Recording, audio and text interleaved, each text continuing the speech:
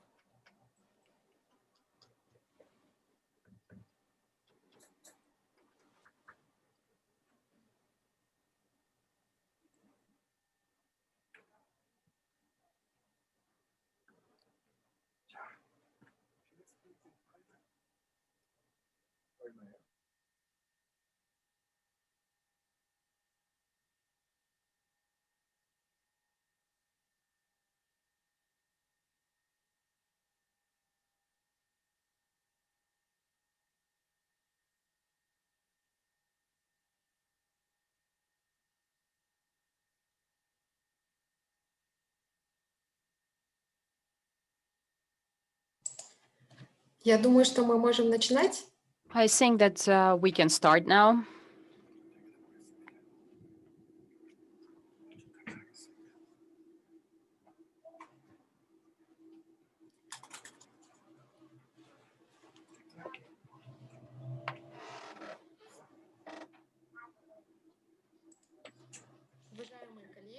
Distinguished colleagues, participants, good afternoon, everybody.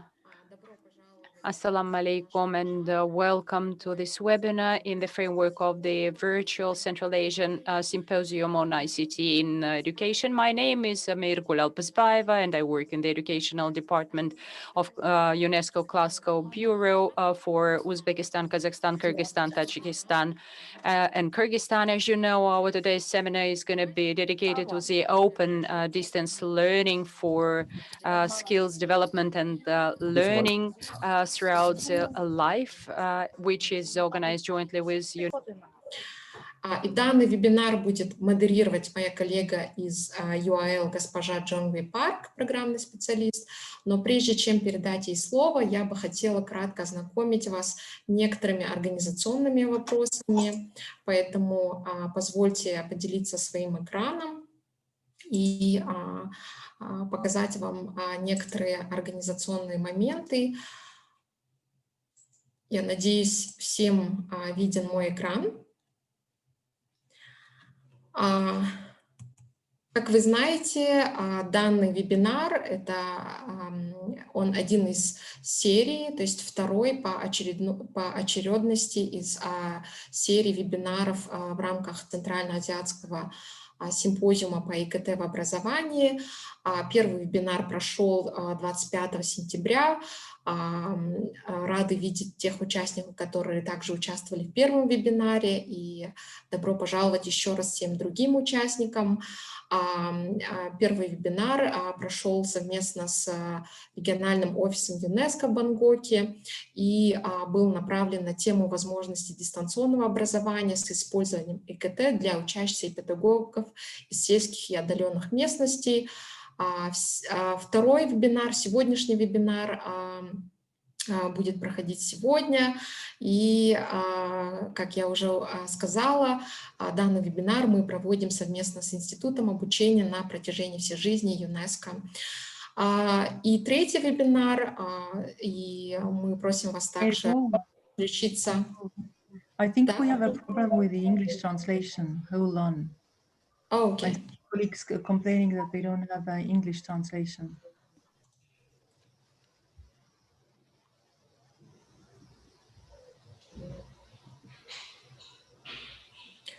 Я могу продолжать? Перевод есть?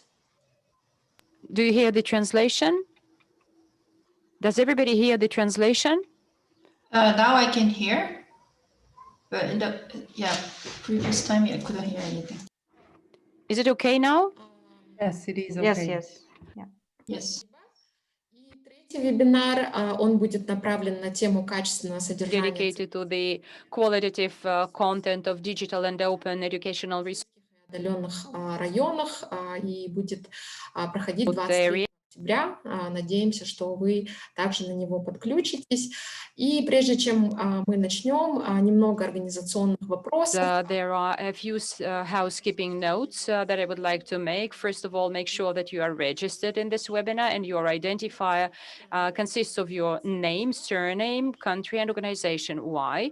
Because when we will get down to the discussion and you will ask your questions, we would like to identify the person who is asking the question and which organization this person is from.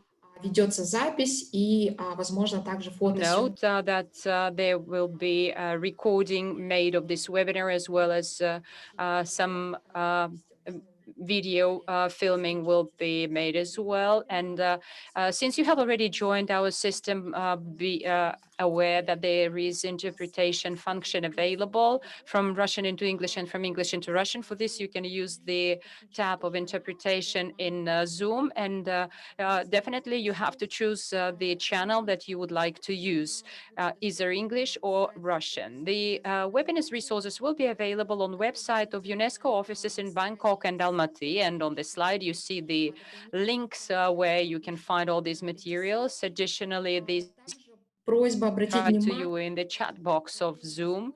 Please also pay attention that during the discussion, the questions will only be accepted through Q&A box that you also see on Zoom platform. Therefore, please try to make your questions be very concise and brief because the moderators will be using only the window of the questions and answers to provide you with the replies, since the chat is really too much overloaded. Therefore, making sure that your questions will not be lost. We will be only using Q&A windows. And then at the end of this webinar, you will also receive a questionnaire. Please fill it up. We will be very grateful and appreciative for this.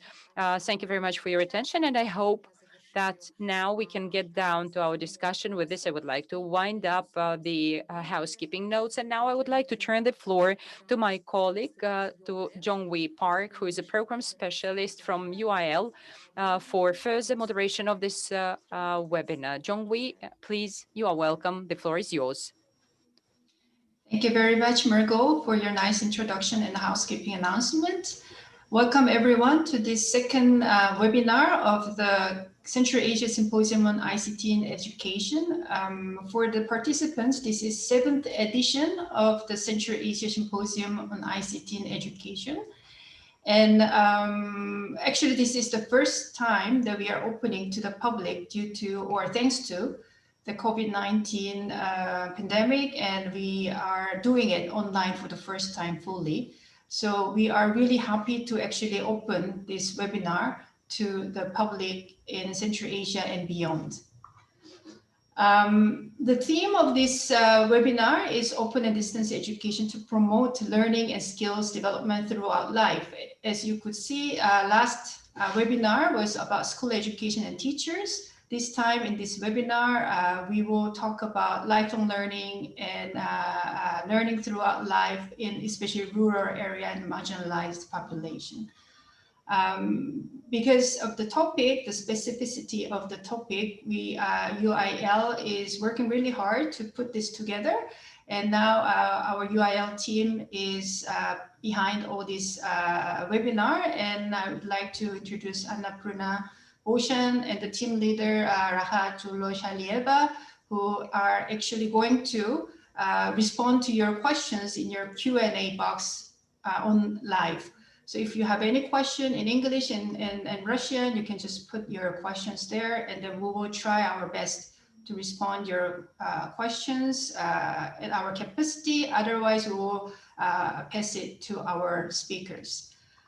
So we will now open the webinar officially with a welcoming remark from our 3 co-hosts of the webinar. First of all, let me warmly welcome Miss Krista Pikat, the Director of UNESCO Almaty office, And also the cluster office for Kazakhstan, Kyrgyzstan, Tajikistan, and Uzbekistan. So Krista, the floor is yours for your welcoming remark. Thank you very much.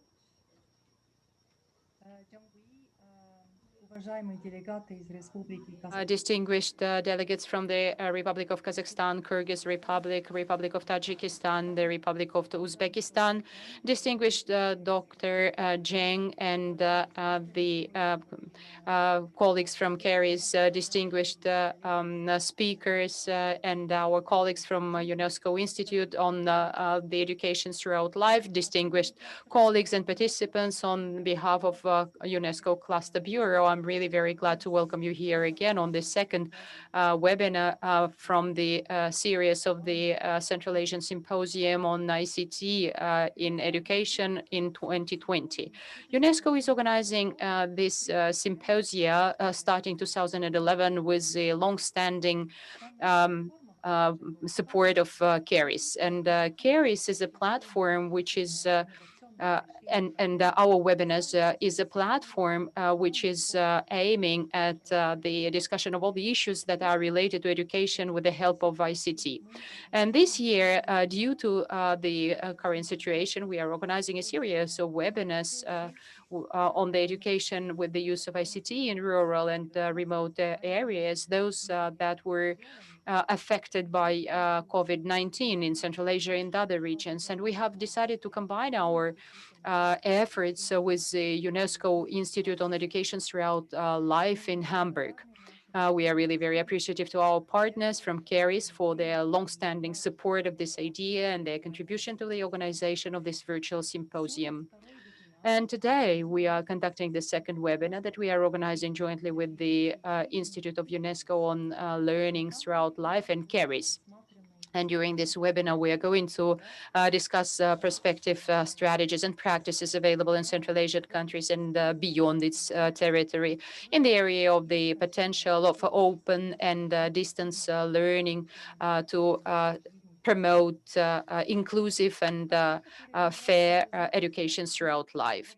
As you know, in March this year, we have already published our sub-regional report entitled Securing the Education Possibilities Throughout Life for Everybody in Tajikistan, Kyrgyzstan, Kazakhstan, and Uzbekistan. And we were talking about the experience of individual countries in the area of policy decision-making. And in Central Asia, unfortunately, there is no common policy for education and learning throughout life for adults. And therefore, in this report, we are underscoring the need for intersectoral cooperation in this particular area, because such system barriers are only worsened by COVID-19, and they are they're hampering the process of learning outside the system of education, especially for the most vulnerable strata of the rural population. However, the need for acquiring new knowledge and new skills keeps growing, and to be able to cope with pandemic all over the world, the students are trying to learn about alternative ways of accessing knowledge, and this is the reason for which the number of students on mass open online training courses is only growing. And we believe that Central Asian countries can also benefit from the institutionalization of the flexible ways of learning and teaching, and provision of open and distance learning to fill the gap between the rural and urban areas. Our partners, Dili International and Erasmus office in Kazakhstan, as well as the colleagues from our Hamburg Institute, have contributed greatly in preparing this report. And in this context, during our today's webinar, we are going to consider the issues of facilitating learning and skills development throughout life with the help of innovative approaches, such as, for example, open and distance learning with the help of ICT, and especially under the COVID-19 pandemic conditions.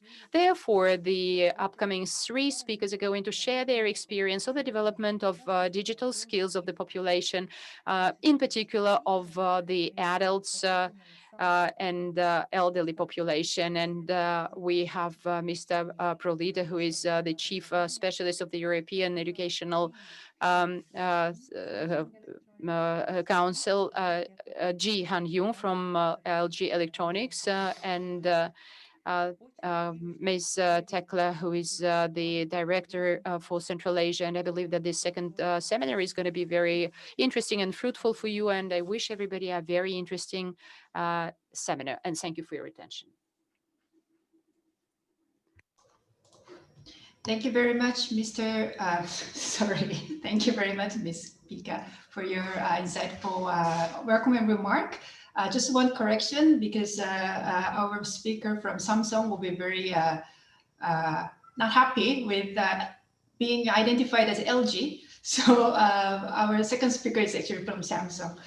Okay, let me move on to our second welcoming remark from our UNESCO Institute for Lifelong Learning. Mr. David Ashorana for your welcoming remark. Thank you, David. Thank you. Good afternoon to all participants. It's a pleasure for me to be with you for this important symposium. Mr. Min Kim, Chief of Global Cooperation Section at CARIS, Mrs. Pika, Director of UNESCO Almaty, dear Krista, distinguished representatives from the Ministries of Education in Central Asia, dear participants, ladies and gentlemen, dear colleagues. I'm pleased to welcome you to this 7th edition of the Central Asia Symposium on ICT in Education, or CASIE, in its second seminar on open and distance education to promote learning and skills development throughout life. I'm also happy to co-host this year's symposium, not only because it is the first in its virtual format, but also because it is the first with the support of the UNESCO Institute for Lifelong Learning, UL. As the director of UL, I'd like to assure you, dear participants, that you will continue to benefit from the support of the Institute in supporting you in achieving inclusive lifelong learning for all. Lifelong learning has always been UNESCO's vision for education. Today, the international community has recognized the transformative power of learning throughout life for individuals, communities, and societies. Since the adoption of the SDGs in 2015, lifelong learning has become a global priority, as captured in SDG 4 on inclusive and quality lifelong learning for all. Simply put, lifelong learning brings together all types of learning journeys, including formal, non-formal, and informal learning through different learning modalities, both online and offline, and occurs in different domains of life and work. Because of its flexible nature, lifelong learning can support the inclusion of all groups of people, particularly the most vulnerable and often marginalized, such as migrants, persons with disabilities, incarcerated, and people in rural regions. And in many cases, the ready and equal access to learning opportunities make a huge difference in those people's social integration, well-being, and economic empowerment. Indeed, the governments of the Central Asian countries have been discussing various measures to reform the education system. This is evident in most parts of the region, which have high literacy rates, high primary and secondary enrollment, and above average enrollment in tertiary education compared to other regions of the world. A holistic notion of lifelong learning is emerging in Central Asia. Recent studies by UNESCO, the World Bank, and the OECD Adult Skills Survey unanimously point out that there are three common areas for further improvement. First, insufficient data on adult and non-formal education to develop lifelong learning policies that go beyond formal education. Second, the lack of innovative pedagogy to meet the diversity of learning needs. And third, disparity in access for rural and urban learners, which is the focus really of our discussion today. So let me start with this very last issue, the disparity of access between urban and rural areas.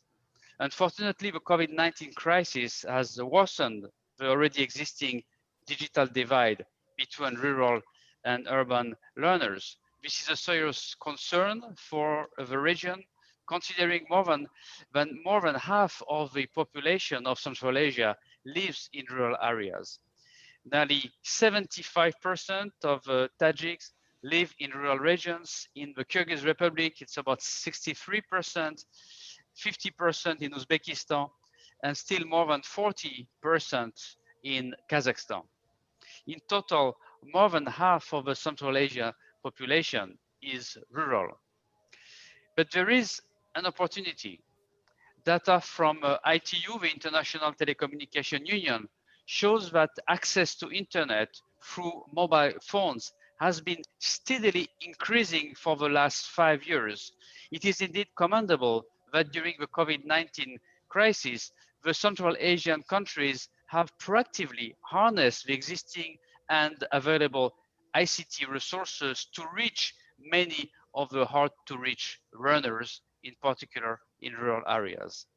This includes, as shown during the first seminar, delivering video lessons through TV in Kazakhstan and the Kyrgyz Republic, and expanding broadband coverage in Uzbekistan. The question is now how to turn this opportunity of connectivity into broader opportunities for learning for Central Asians. Traditionally, many youth and adults have to migrate to larger cities to access further learning opportunities, and the majority of the colleges and universities are indeed located in major cities. How lifelong learning can be made a reality for those who are currently not in education, training, or formal jobs through digital technologies? How lifelong learning and education opportunities could transcend the physical and geographic boundaries, such as rural and urban, and open up opportunities for flexible learning anywhere, anytime, and for everyone. The second issue I wish to highlight is related to the lack of innovative pedagogy. Learning needs of rural populations are indeed complex and vary from region to region. From basic literacy to digital skills, from health education to parenting education, and from financial literacy to entrepreneurship. Each topic requires special attention to culturally sensitive and locally contextualized pedagogy and programs. In this regard, I'm glad that we have two presentations today, which will introduce innovative cases of teaching digital skills and entrepreneurship to youth and adults in Central Asia. I am confident that there are, of course, other examples around the region. However, these examples demonstrate the potential benefits of flexible learning options. Last but not least, the issue of insufficient data on adult and non-formal education. This has been a persistent challenge across the world, and this is precisely why UIL commits to collect, analyze, and disseminate critical data on adult education for several decades. Without strong data and evidence to ground us, our efforts towards lifelong learning for all won't actually be successful. In this regard, I would like to remind the representatives of ministries of education in Central Asia of the survey that was recently launched by UNESCO through UIL for the 5th global report on adult learning and education. And I'd like really to invite all of you to actually respond to this survey, which is very important, not only for international comparison, but also to better analyze the challenges in Central Asia and therefore target efforts, including cooperation with UNESCO in this area. Certainly, the COVID-19 pandemic has led to deep disruption in learning across the world. It is now up to us to turn this crisis into a great opportunity to reform and rethink our education systems. This webinar is one of these avenues in which we can strive to change the narrative from crisis to opportunity. I hope that this webinar provides a regional platform to collectively deliberate on key issues, identify local solutions, and develop multi-sectoral partnerships to foster new ideas to respond to the crisis and turn it into a valuable opportunity. Let me conclude my remarks by reiterating one statement. Open distance education is only successful when there are simultaneous capacity building of educators. We are in the week of the World Teachers' Day, which is celebrated across the world. And in fact, yesterday we had an opportunity to stress the importance of capacity building for adult and literacy educators, including regarding the acquisition of digital skills.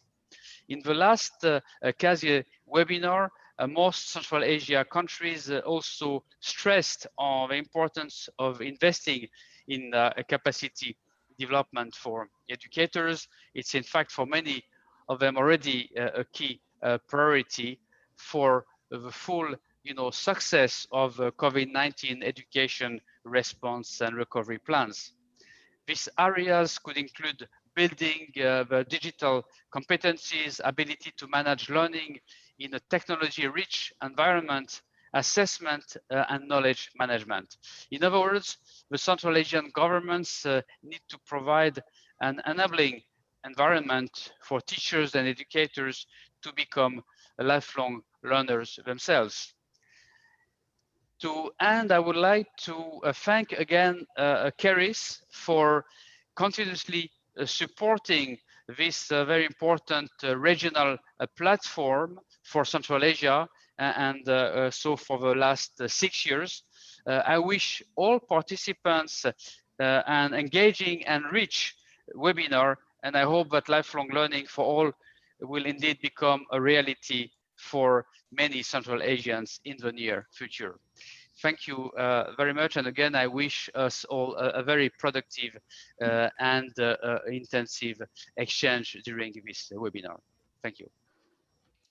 Thank you very much, Mr. Ashavarana, for your very comprehensive overview of the issues in Central Asia in terms of adult education and non-formal education beyond school education. Thank you very much again. Let me finally invite my good friend and a long-term partner, supporter for this event, Mr. Min Kim, the Chief of Global Cooperation of CARIS, Korea Education and Research Information Service. Mr. Kim, the floor is yours. Yeah, thank you, my dear friend Jong-hee and Ms. Ashavarana and Ms. Krista. Ladies and gentlemen, it is a great pleasure to welcome you all to the CARIS UNESCO Lifelong Learning webinar. Before we begin, I would like to express my sincerest gratitude to UNESCO for jointly hosting this webinar.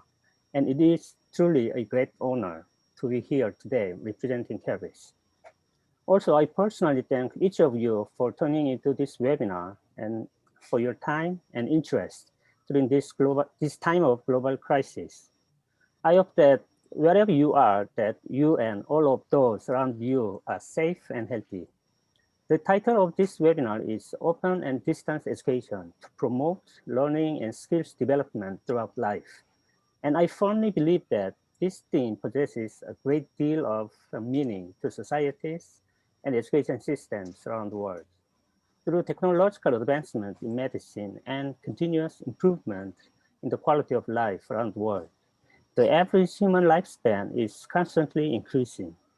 With this increase in lifespan and the general quality of life, it is more and more important that people of all generations around the world are able to continue learning and contributing to society as a whole. Through these dark days of the COVID-19 pandemic, the world has shifted to using distance education for general educational purposes. And despite all criticism, it has remained as the leading method for continuing education in the face of all odds and for all ages. Through disruptive innovations sparked by the shift to alternative distance educational methods, online education is rapidly advancing in all sectors of education, including lifelong education. The Lifelong Education Department at CASIE has seen this potential for a number of years and is trying to spearhead online lifelong education through developing online curriculum with online universities that promote items such as technical and vocational education, as well as re-education to all ages. Through the increased access and provision of lifelong education for all, we can make a positive change in helping people from around the world to live life to its fullest potential, even after retirement. Once again, I would like to thank UNESCO for co-hosting this event with CASIE and to all of the guests who are digitally attending. I hope this webinar will be beneficial for all involved and that it will lead to a positive change in the field of lifelong education. Thank you. Thank you very much, Mr. Kim, for your very succinct opening remark and warm welcome to everyone. So this is a virtual webinar, and we hope that we can have actually some feeling of gathering together. So let's have a group photo of all the speakers and guest of honors to be shown. Could you please open the video? And we will, I think the Almaty office, the IT team will take the photo of all the people.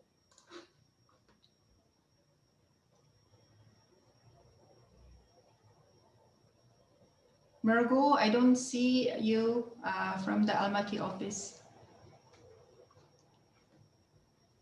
Just a second. So please smile. 1, 2, 3. Okay, thank you. Thank you. Okay, so now we will start the main session of our webinar. So before I start the webinar, I just want to reiterate to all the participants that we have 2 points that we have to remember for the entire webinar for the 3 speakers. One, the first one is as our topic for the webinar is about digital skills and using the distance education for rural population. The first point that we have to remember is how alternative and creative ways of providing learning opportunities to the rural population is working from the 3 presentations. The second point that we should remember is why digital skills are important and what has been done to train rural children, youth, and adults on digital skills, especially in the context of the COVID-19. So those two things. So one is about the modality of learning using creative and alternative ways under the COVID-19 influence. The second point is about the digital skills, why it's so important at this point of time, and then how it has been, what has been done to train our children, youth, and adults in Central Asia on digital skills. Okay, so now we will start our main presentation. Let me first invite Mr. Alessandro Bropito. Mr. Bropito is a senior specialist in digital skills and learning from European Training Foundation, which is an agency of the European Union based in Italy. In the area of digital education, Mr. Propilto has coordinated several cross-country initiatives, and he authored also a lot of policy papers and provided policy advice working with Eastern and Southeastern countries, such as Turkey, Tajikistan, and others. Since 2015, he is a member of European Commission's Working Group on Digital Skills and Learning. Today, Mr. Propilto will present his presentation on addressing digital competency challenges through DigiCom, which is a framework from European Commission and related to European Digital Competence Framework and tools. So without further ado, the floor is yours, Mr. Propilto. You have 15 minutes. Thank you. Thank you for the introduction. Distinguished colleagues, dear participants, good morning from Europe and good afternoon to all the participants from Central Asia.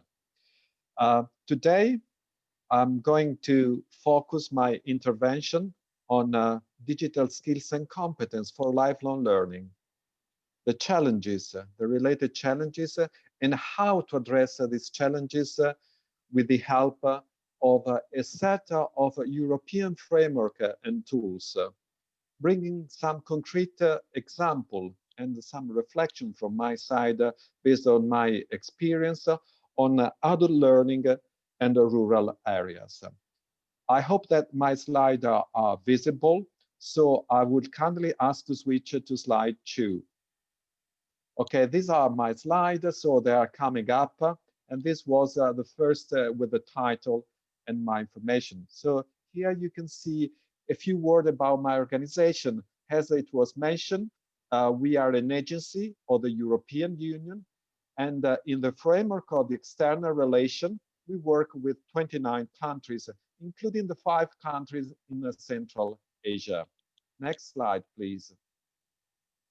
What we do basically? Well, we support, we work with our partner countries, and we support the reform of the vocational education and training system, where I'm focusing actually in my work, but we also do analysis of skill and development of the labor market. Now, we mentioned already the digital transformation. ETF is looking to the digital transformation with 3 lenses, basically. The first one is how the digital and how digital technologies are influencing the skills that we need and the set of skills that we need, perhaps new one also, or how we need to upskilling and reskilling on a regular basis. So that is quite clear after the COVID-19. And as well, we look at how vocational education and training can develop digital skills and competence. And as well as how these new digital technologies can really innovate and make more attractive, I would say, vocational education and training. And we do all this supporting the EU programs in Central Asia, working with the EU delegation, supporting country reforms directly, cooperating with UNESCO, of course, and other international partners, seeking regional cooperation among the all 5 countries. Next slide, please. Now, when we talk about open and distance education, we have to, a precondition is to possess the necessary digital skills and competence. And this is one of the major challenges. Actually, it's a global challenge, I would say. Here, for example, you can see in Europe that we still have citizens, people that never use internet, for example. Now, without reading all this, the statistics, it's quite clear that if you have low digital skill, you have more problem to get a job, not to mention to have a good job. Next slide, please. Now, this is an important index. As in the opening was highlighted, it's very important to have data, to deliver evidence-based policy. What I wanted to highlight here, it's about this is an index about the people with basic or above basic digital skills. Well, if you see, for example, between cities, people that is living in cities and people that are living in rural area, there are 14 percentage point of difference. This is quite a lot. This is quite a lot. This is an average in Europe, and here you can see for each EU country. Next slide, please.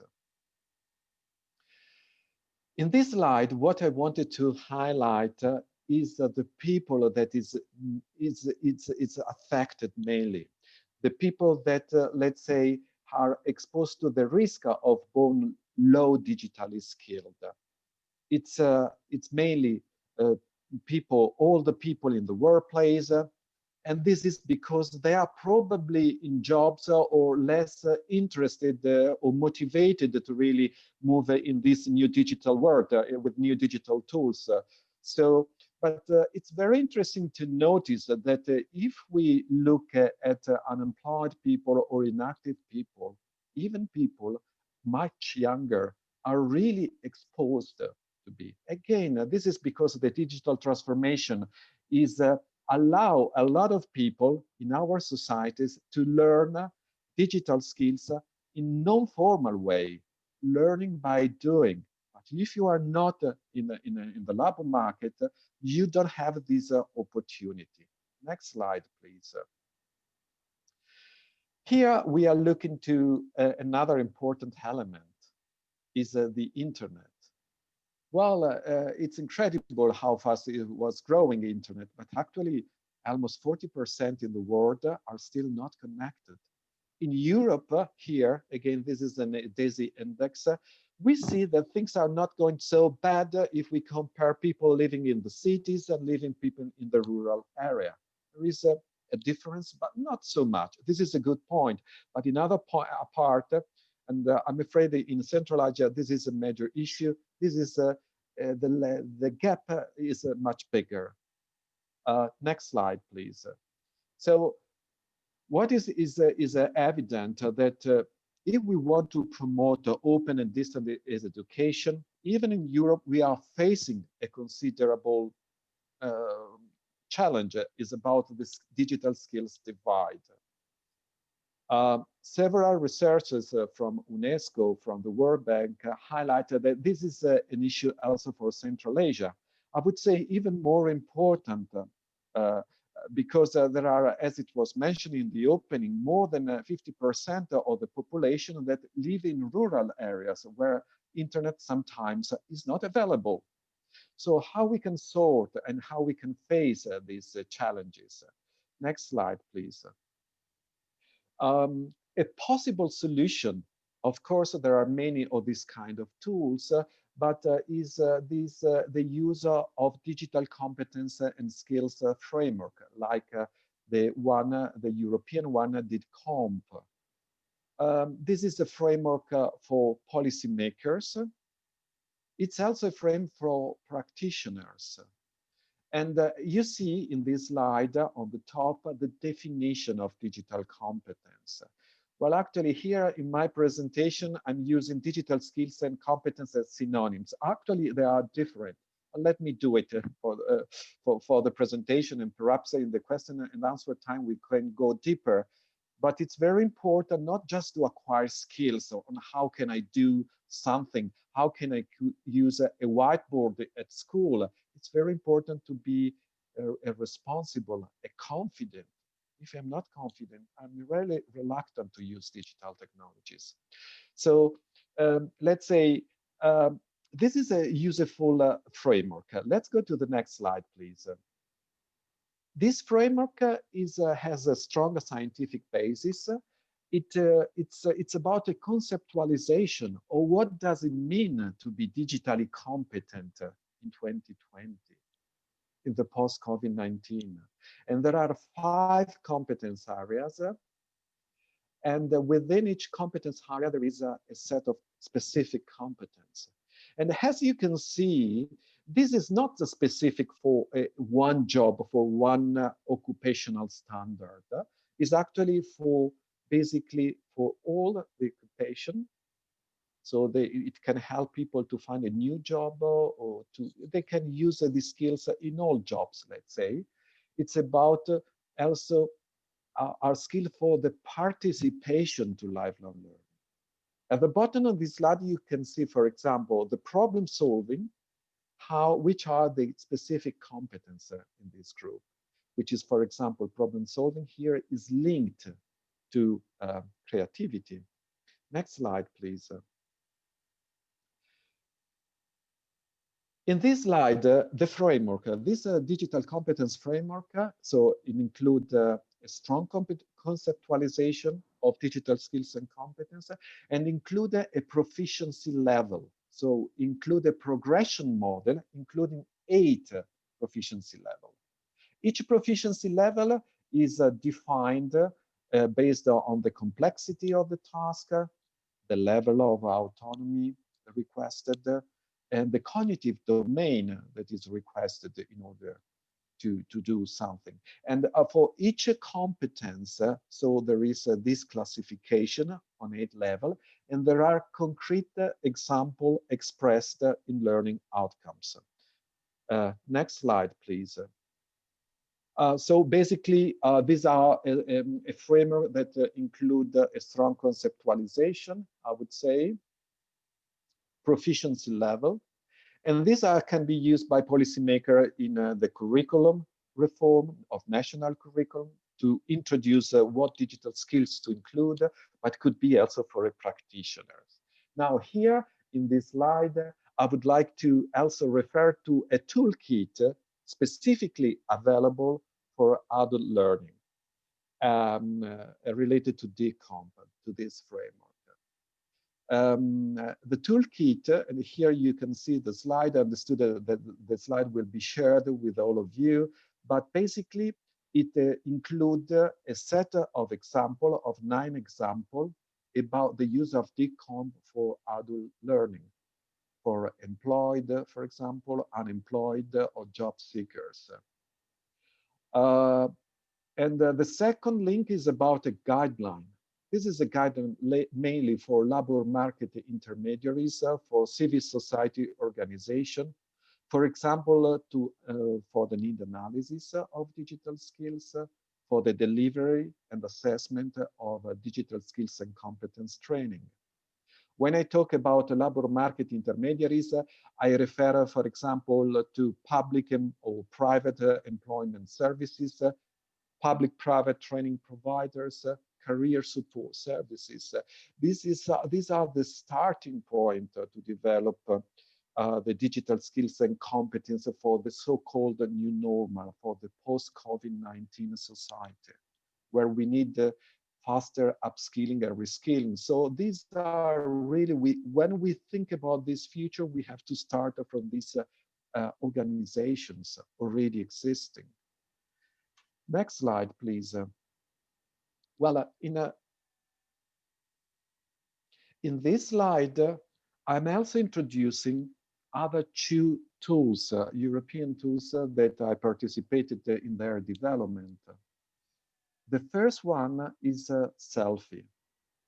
Selfie is a free online customizable tool for improving the digital capacity of schools and training providers.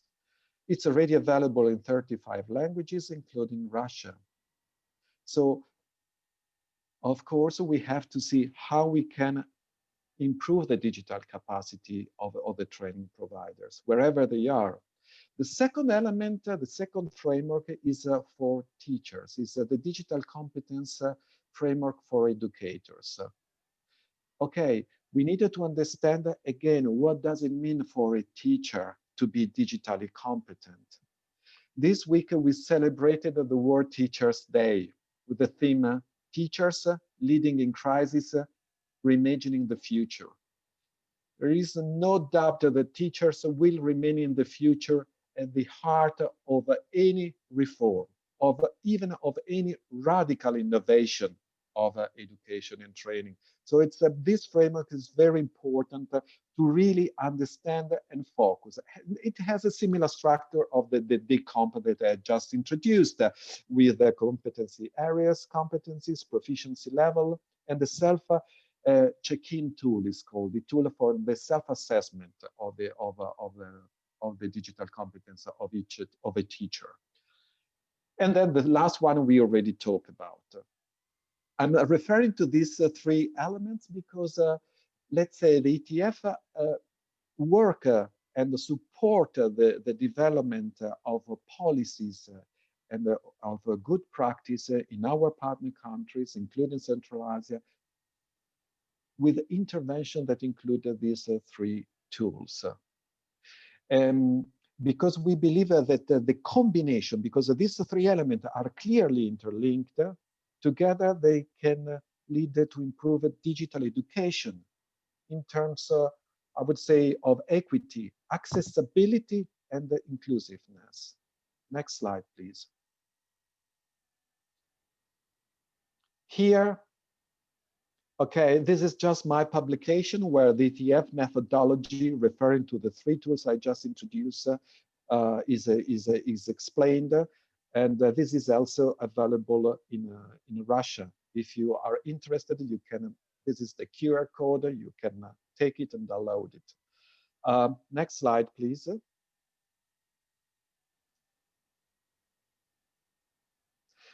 Here I wanted to mention to the Erasmus project. I mean, perhaps you have heard, many of you, about Erasmus. Erasmus is a funding mechanism of the European Union for project, also to boost digital education and training and promote skill development and inclusion. I made a smaller research for my intervention of today, and I selected, for example, this project. This project is focusing on 5 disadvantaged groups living in rural area, one of each in 5 EU countries.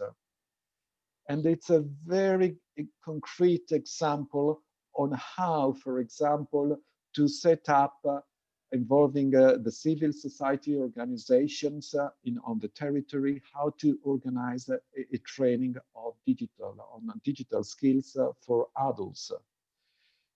One takeaway reading this very interesting project was that it's very important that we blend traditional teaching and learning and new technologies, especially at the beginning, before the starting of the course. It's very important to have a moment with the adult that you are targeting. And this is very important to engage. It's very important to motivate them and to expose and to explain also how to get started with open and distance education.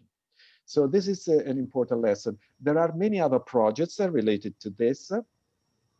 But you can have 1 minute. Yes, thank you.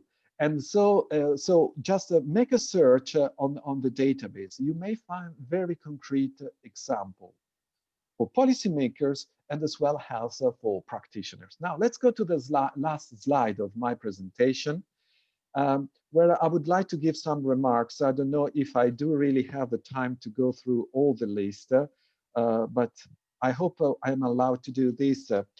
So there is clearly a persistent digital divide, and this is a very first priority. Is a priority because the digital divide is exacerbating existing inequity. So that was clear from the remote teaching experience that all of us, we have to face. And the internet is clearly a precondition for the post-COVID-19, the so-called new normal. Also because we know the innovation cycle is becoming faster and faster, upskilling and reskilling it's really a must for all adults. But when, dear distinguished policymaker and dear practitioners, you are thinking to the internet challenges, please think to both long-term high-tech solution and as well as to short-term low-tech solution. This is very important because the combination of the two can ensure rapid and effective responses. There are very interesting research, for example, linked to long-distance delay-tolerant Wi-Fi networks, for example, where the electricity is not available, that could work and that is powered by solar. I can share some researches in this respect and some of existing projects in this respect. Of course, mobile computing and mobile network are new opportunity. Digital skills can be acquired in all forms. So it's not just a matter of formal education, but actually talking about digital skills for adults, and in particular for rural areas, non-formal dimension, it's really critical. And we have to talk to move from emergency remote teaching to blended learning. It's in the opening was already mentioned that the pedagogy is at the heart. We don't have to be ICT expert. We need to be firstly, we have to understand pedagogy, how to teach, to take benefit of the new opportunities that the technology is offering. Of course, I have already mentioned the civil society organization that play a very important role in this respect. It's an economy, from economic perspective, is an opportunity, but it's also an opportunity for the human capital development. And last point, I would really encourage to establish a platform like the platform of CARISA. This is a great, but even informal networks among civil societies. And here there is a link about an existing network in Europe, and not only Europe, beyond, is a pan-European network for teachers and trainers, where you can find a lot of good practice and knowledge sharing. Last slide, just to thank you all the participants for your patience and attention. And here I put the contact names of my colleagues, that are country coordinators for Central Asia, and specifically on the theme. This is, I'm the contact person in the ETF. Thank you again for your attention. Thank you very much, Mr. Propilto, for your really interesting and also very comprehensive presentation on the Digicom framework. This is a worldwide known framework that not just the European countries, but that has been used for many schools and organizations for digital skills development. So I'm sure there will be a lot of questions about this framework. Please put your questions in the Q&A box. Then we will revisit the Q&A box at the end of the three presentations together. So without further delay, I will introduce our second speaker. Our second speaker is Ms. Jihyun Yoon, a senior manager in Samsung Electronics, and she has been in charge of the corporate social responsibility team since 2013. She launched the Samsung Junior Software Academy from 2013, and she has introduced software coding education to South Korea and educated more than 40,000 K-12 students and 1,600 innovative teachers. With all these achievements, she has received several awards from the Ministry of Education of Korea for 3 consecutive years for the program that she has run. She has a lot of interest in education innovation, and various projects are carried out with Samsung Electronics employees and the technology. So without further ado, we are looking forward to your presentation, Ms. Yoon. The floor is yours. Thank you. Thank you. Thank you for introducing me. Good morning, good afternoon, good evening, everyone. Distinguished guests and speakers, thank you for having me. I'm so honored to share our CSR experience and have a chance to learn from each other and join this wonderful event. Today, I will briefly cover what Samsung is doing to make a better world. And I will introduce our employee volunteer program, which is called 1 Week, and how we work to safeguard the cultural heritage in Kazakhstan through the education. Next slide, please.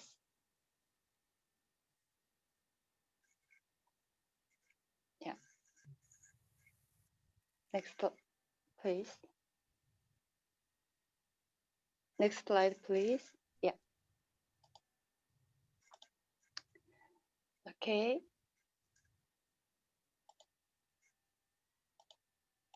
Next slide, please. Sorry, I think we are slide 9. Yeah. Slide, number of Yes, slide there. 4. Slide 4? Sorry. Yeah. Okay. Thank you. This is a brief timeline how our effort to contribute to the community have evolved in the past couple of decades. With the birth of the dedicated organization for corporate citizenship, our efforts were shown in various programs and donations. And finally, last year, we announced our new CSL Vision. Next slide, please. And our CSL Vision is Together for Tomorrow, Enabling People. And when you can infer, our CSR focus lies on enabling young people to achieve their full potential. And we do this through education. Next slide, please. Under our CSR vision, we focus on our theme of education for future generation. We have local programs operated by subsidiaries, and we also have 3 global strategic programs that operate around the world. There are Solve for Tomorrow, Innovation Campus, and Smart School. Next slide, please. Launched in 2010, Solve for Tomorrow is a unique competition that encourages young people to discover social innovation ideas that resolve the community's most pressing problems. And also, Innovation Campus is a tech education program that provides vocational training on various ICT subjects. And last one is Smart School. And Smart School is a program where we equip schools with a cutting-edge educational environment in rural areas. We hold the belief that education should be transcends any cultural, physical, or economic barriers. Next slide, please. This is our today main topic of this presentation. And the 1 week is the title of our employee volunteer program. Samsung employees take 1 week of their educational vacation days to visit a community in need of help. And last year, around 200 employees dispatched to 6 countries: Cambodia, Indonesia, Thailand, Hungary, Nepal, and Kazakhstan. And among them, 26 Samsung employees were dispatched to Kagan, Kazakhstan last summer.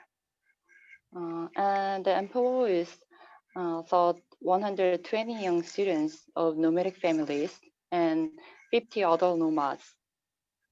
Our goal was to provide our expertise to enhance their digital skills and offer an opportunity in corporate computer and technology into their grazing industry. Next slide, please.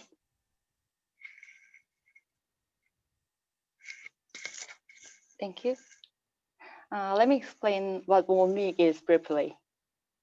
Launched in 2010, around 2,000 Samsung employees across 59 different teams have visited 30 countries as of last year. As a global citizen, Samsung aims to make a lasting impact on the community and let the young population knock on the new doors. And to do so, participating employees work around 6 months before the dispatch to come up with the best plan and materials. Employees participate in 1 week like a boot camp, where they pour all their efforts and maximum amount of work.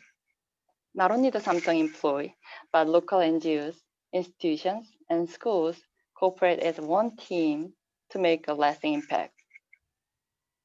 And moreover, we want to make some sustainable cycle from this program.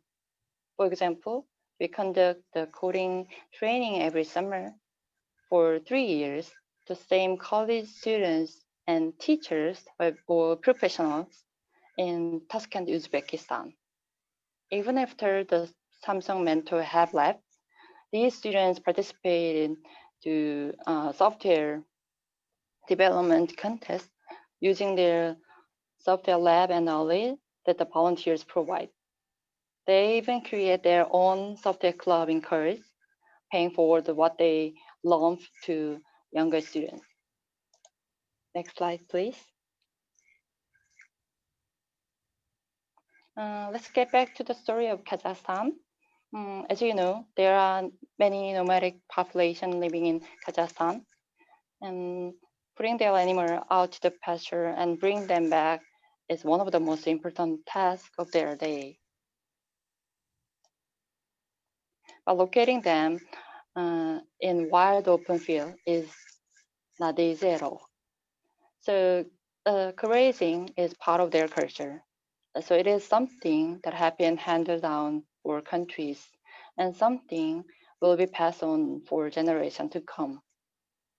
We want to protect their long-standing heritage and want to make things easier for them. In order to do so, we took 2 steps of approach. First, we support the startup called Livestock. The founder of this company are Korean, but they spent most of their childhood in Kazakhstan, so they knew the essence of the problem, or essence of the needs of the nomadic.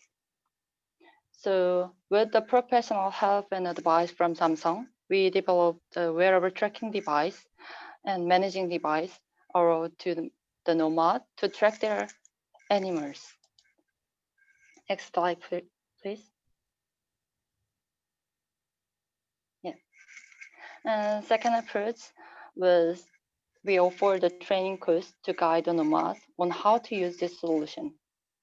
However, we didn't stop here. We want to empower them with the basic digital knowledge and skills that could help them keep their culture in ever-evolving future. And we did it through education. For other nomads, we help them make their own email accounts and use search engines and use basic Microsoft program. And they had almost no experience with the technology, but it was important for us to lower the barriers and make it easy and friendly for them. And young nomads and young students who will pass on their heritage, we also provide the basic coding education. And on top of the digital education, we provide to other nomads. Teaching the students or teaching the children was the most important for us, as they would be the ones safeguarding their heritages in the fast-changing digital world. Next slide, please. Having this session with other nomads and young children was particularly interesting and meaningful. These rich experiences they shared made them better understand and how digital technology can help them keep their heritage. And what we learned from this project and from a similar project in Thailand at the same year is that the most important thing is make technology familiar to them and to sow the seed of courage in their mind to overcome their fear and take bold steps to use technology in their culture. Next slide, please. After the program, we have received so many positive feedback from the nomads and kids, and they said they remember the course 100%, and so they by themselves after the program. So it was very encouraging for us. and very honored. And can we see the third video on what they said?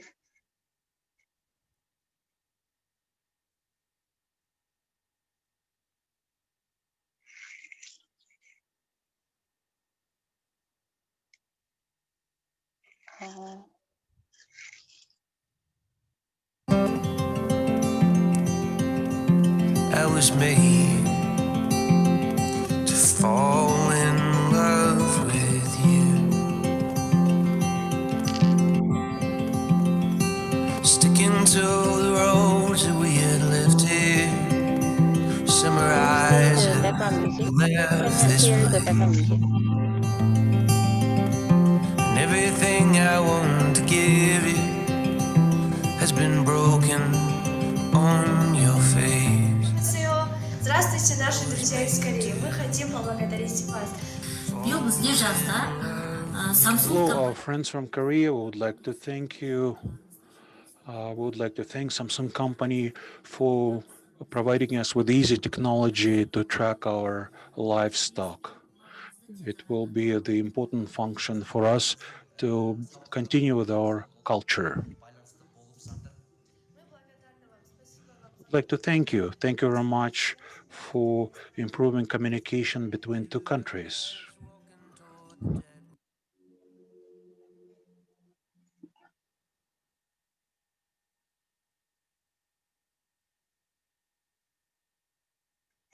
Thank you for playing. Next slide, please. Not only the one week, our effort to spread ICT education in Central Asia continues in our Samsung Innovation Campus program. Samsung Innovation Campus provides robust training on key technologies and preparing young people to read ever-evolving future. And it is continually operated in 13 countries and have trained some 20,000 students as of last year. The program is slated to expand in more countries next year. Next slide, please. Yeah. The original program, which was called to Tech Institute, was launched in 2013 and followed the value and know-how of Tech Institute. Innovation Campus was reborn last year. We provide 5 broad winning skills required for future generation: artificial intelligence, Internet of Things, big data, cloud, and mobile platform technology. Next slide, please. The most essential part of the program is provide hands-on experience that students can build their practical skills with. And rather than the lecture-based curriculum, students develop their own unique capstone project at the end of the program. For example, one of the students who from Russia and create the platform that matches the volunteers and organizations in need of help. From this program, next slide, please. Yeah. As you can see, from this program, we have seen remarkable cycle of the growth. The elder who is in the left side, elder was once a student in SIC, Russia. After graduating from the program, he became a professional developer and come back to the program as a teacher this time. And he said he wants to pay for the knowledge he has acquired in this program. In many parts of this program, we saw the many students grow and develop by themselves. And moreover, in Thailand, SIC was the very first coding and programming course to operate in the country. In Kazakhstan, Samsung Innovation Camp.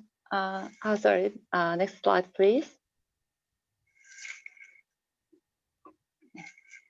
In Kazakhstan, Samsung Innovation Campus is operating under the name of IoT Lab. It focused on IoT and was launched just last year.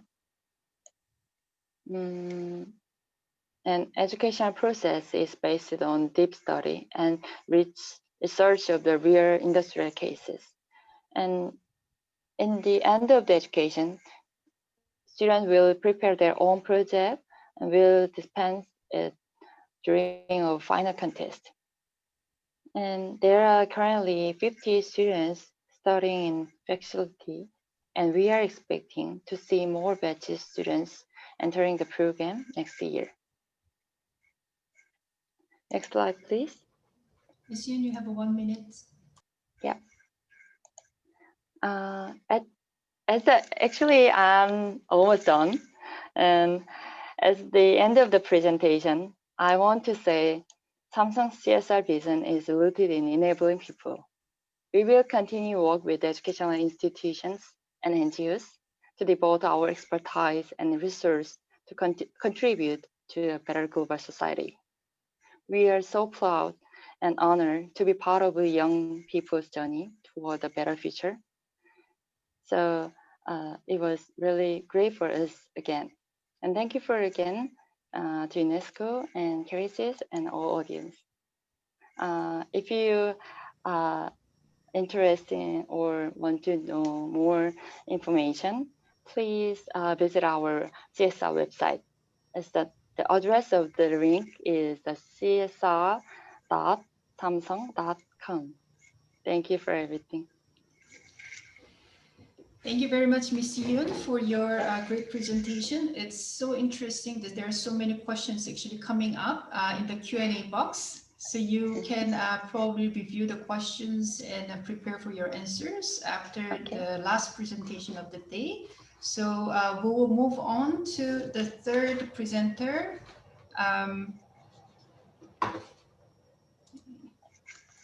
We'll move on to our third presenter, Dr. Tecla Calbert.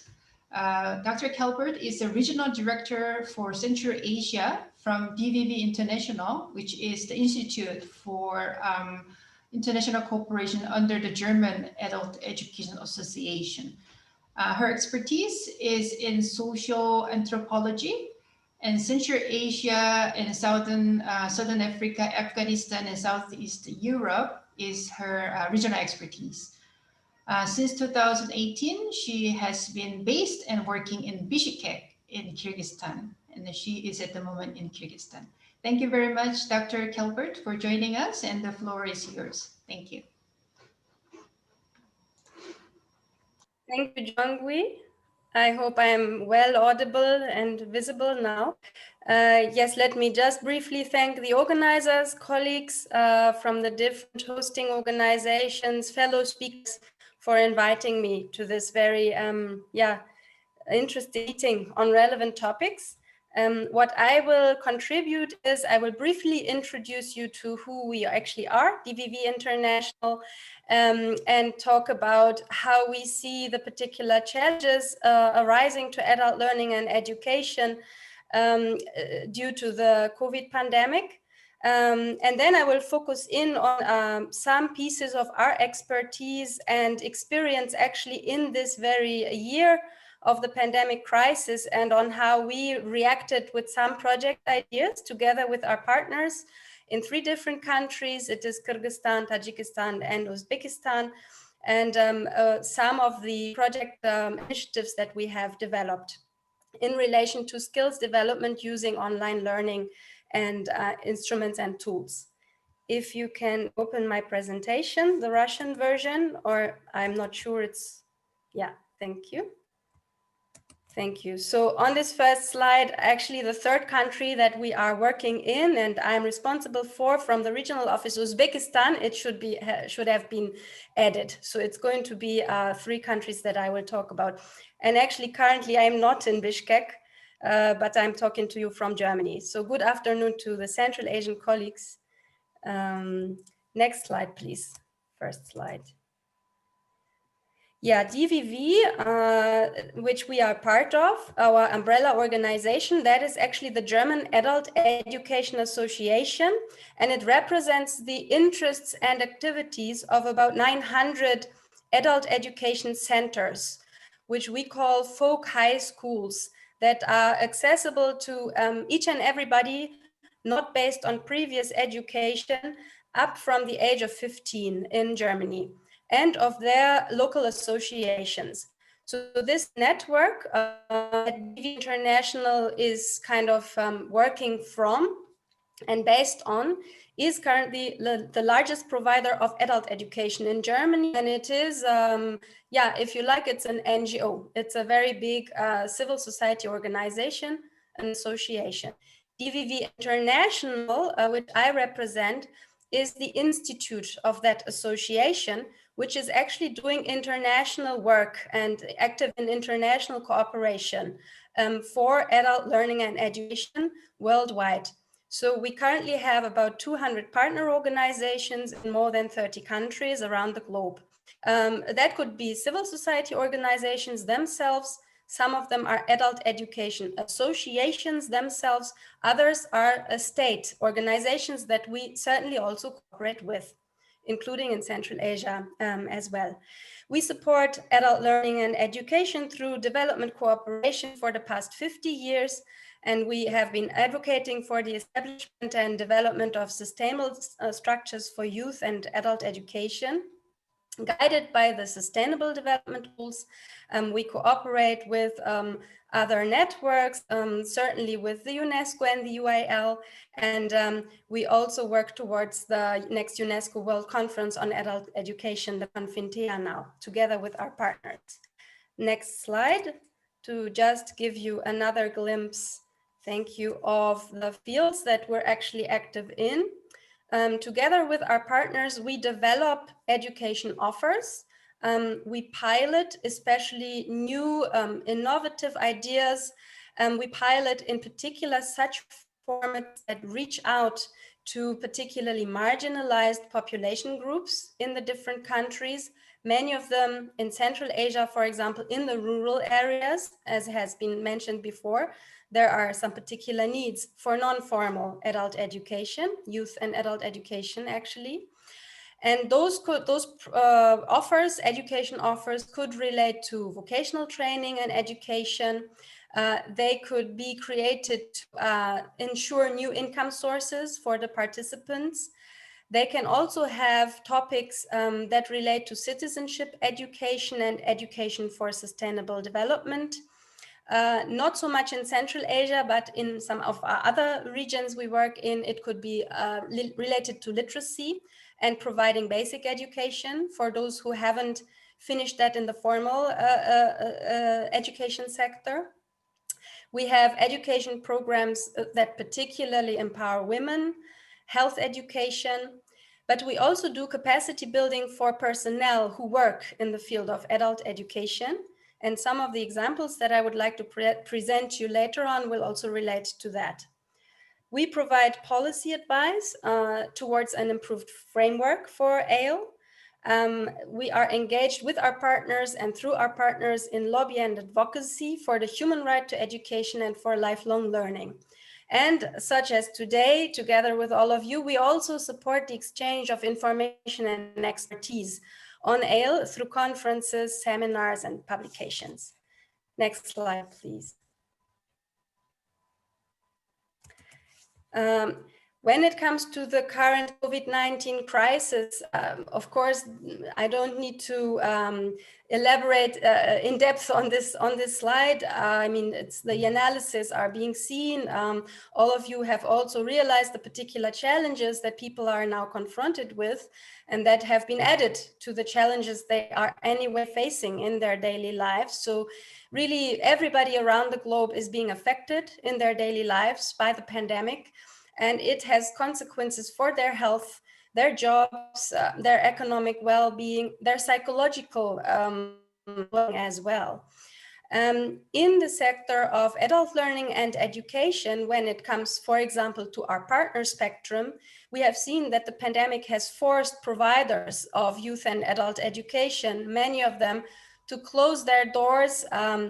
They have had difficulties in attracting their participants and also the necessary resources to carry on with their work.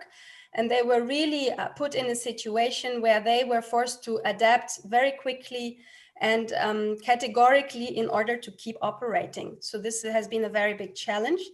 And also the third point, the need for them, for the ALE providers, to develop new offers or adapt the ones that they were offering before to their clients, their audiences, to the times of crisis and the particular needs that their learners are facing against the COVID pandemic. Next slide, please. So what could be the particular response to this crisis that adult learning and education has to offer, and that those providers of education could engage in? We think that ALE can contribute to mitigating the consequences of the crisis by offering badly needed education and training programs, but also by supporting social action. By drawing people into considering the community actions that they could help mitigate the crisis, and by providing education that is relevant for that. In general, I would say that the main asset of adult learning and education, especially in the non-formal sector, is that it is demand-driven. It is usually always flexible and adaptable to fast-changing situations. It is non-formal and action-oriented, and it makes education easily accessible to its participants, so that it can be of particular use in this current phase.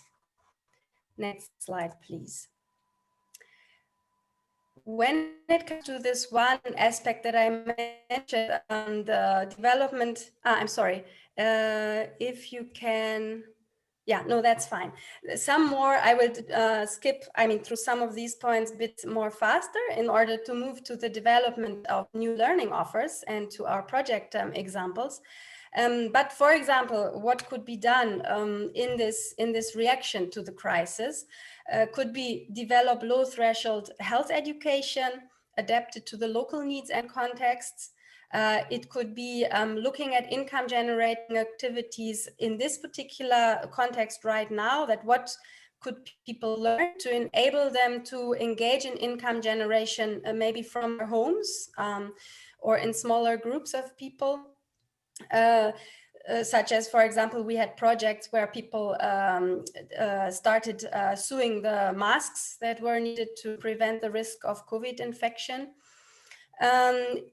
We could provide alternative learning opportunities, could help people whose formal education has been interrupted due to the crisis. And also the particular role that civic education could play in this context to reflect on common values, to reflect on the global responsibility and cooperations that can be built to react to the crisis, and mobilize and manage community action. Now, the next slide talks more towards the need to develop new learning offers as a direct crisis response. Next slide, please.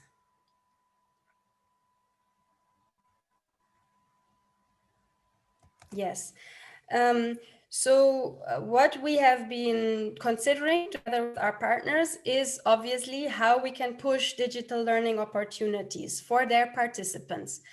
And here I'm talking about partners that are organized in networks, regional, they could be regional, nationwide networks of learning providers in our 3 project countries in Central Asia that are closely located in close vicinity to the rural population. In areas that have faced, for example, an influx of returning labor migrants, areas that are anyway facing a relatively high level of unemployment, such locations where you have women who face particular challenges in their daily lives that were exacerbated by the crisis. So this is just an example of the groups that our partners usually reach out to. And in that context, they were forced to consider, the opportunities for digital learning. in generally frequently resource poor contexts as well. Another aspect was the question how parents could be supported in enabling them to assist their children in case they had digital learning offers from the formal education providers, and how to generally boost the outreach of social media tools, channels that can also convey relevant information in this current time, or target the particular psychosocial needs that some of the population has, and offer support services that can help them overcome the current burden that the crisis poses to many people. So on the next slides, you can already switch to the next one. I will have some short examples, a few from each of our project countries in Central Asia, on how some of our partner networks have integrated those needs that I pointed out into the work in this year, where they looked at a limited amount of resources they had available and a very limited amount of time too, in which they were forced to switch, adapt, and develop new ideas. And I think many of them have done that in very interesting and successful ways. Starting with Kyrgyzstan, we have one NGO partner. It is a youth NGO called Institute for Youth Development. Some of you might know, who have come up with the project to launch a laboratory of innovative education. That's how they call it. With our support from the side of DVV International, they had the aim of increasing active citizenship among young people through new online learning formats they can access through computers or mobile phones, smartphones, that meet the requirements of the youth's reality in today's Kyrgyzstan. And also partly, of course, against the COVID background. So they adapted the offers they would usually make as an education provider to their young audience to widen the outreach and also adapt the content of the programs.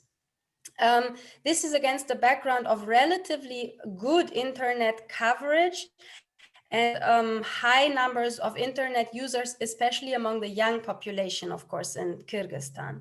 So the idea is to create two components. It's an online learning platform, which is called Mazgi, the Russian word for brains, accessible online, offering different courses, different webinar formats, self-learning education offers accessible fully online. And at the same time, also launching the first video and audio and podcast recording studio for youth. The focus is youth, but the studio and also the platform, in principle, they can be made accessible to any education provider who is lacking access to such kind of resource to develop their adapted programs and use it to teach their respective audiences. The video, which is of course also involving physical equipment infrastructure that we have helped to obtain, will be placed in Bishkek.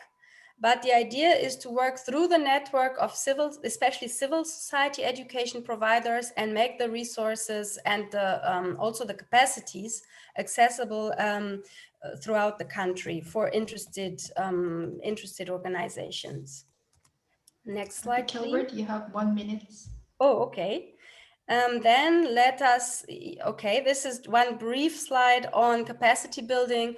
We also organized for our partners themselves, so the adult educators and trainers, to build their capacity in online teaching and organization of online offers.